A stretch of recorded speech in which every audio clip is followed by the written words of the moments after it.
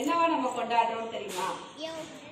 Yoga day. Very good. International yoga day அது மாதிரி கொண்டாடுறோம். இதை ஃபர்ஸ்ட் வந்து யுனைடெட் நேஷன்ஸ் டிசம்பர் 11, 2014ல டிக்ளேர் பண்ணாங்க இன்டர்நேஷனல் யோகா டே. 2015ல இருந்து நம்ம இந்த சர்வதேச யோகா தினம் கொண்டாடிட்டு வரோம்.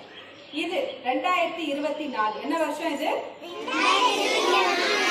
இந்த வருடம் 10th anniversary 10வது வருடமாக நம்ம கொண்டாடிட்டு வரோம். சர்வதேச யோகா தினம் எத்தனாவது வருடம் கொண்டாடுறோம்?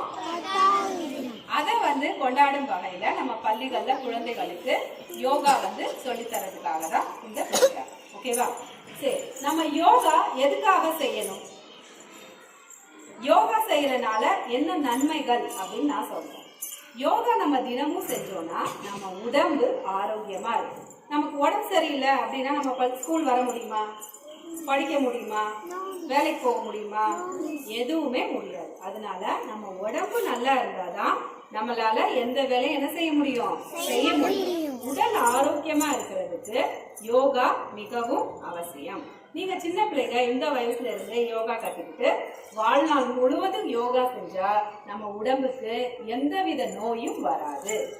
இன்னொரு முக்கியமான விஷயம் என்னன்னா, குழந்தைகள் யோகா செய்யறப்போ உங்களுக்கு மெமரி பவர் நல்லா இம்ப்ரூவ் ஆகும். நீங்க படிச்சது எப்பயுமே ஞாபகம் இருந்தா திரும்ப திரும்ப படிக்கவே வேணாம் தானே? அப்போ நமக்கு மெமரி பவர் நல்லா இன்க்ரீஸ் ஆகணும்னா நமக்கு யோகா ரொம்ப முக்கியம். சில சின்ன சின்ன வியாதிகள் ஏதாவது நமக்கு நோய்கள் இருந்தா கூட நம்ம யோகா செய்வதன் மூலமா அந்த நோய்கள்ல இருந்து நம்ம என்ன பண்ணலாம்? குணமாகலாம். அப்ப நம்ம ரத்த ஓட்டம் சீராகும். இத மாதிரி நிறைய நன்மைகள் யோகா செய்வதனால இருக்கு. குழந்தைகள் நீங்களும் யோகா கத்துக்கிட்டு சின்னதுல இருந்தே செய்யணும். செய்வீங்களா? Okay, thank you students. Thank you, Miss.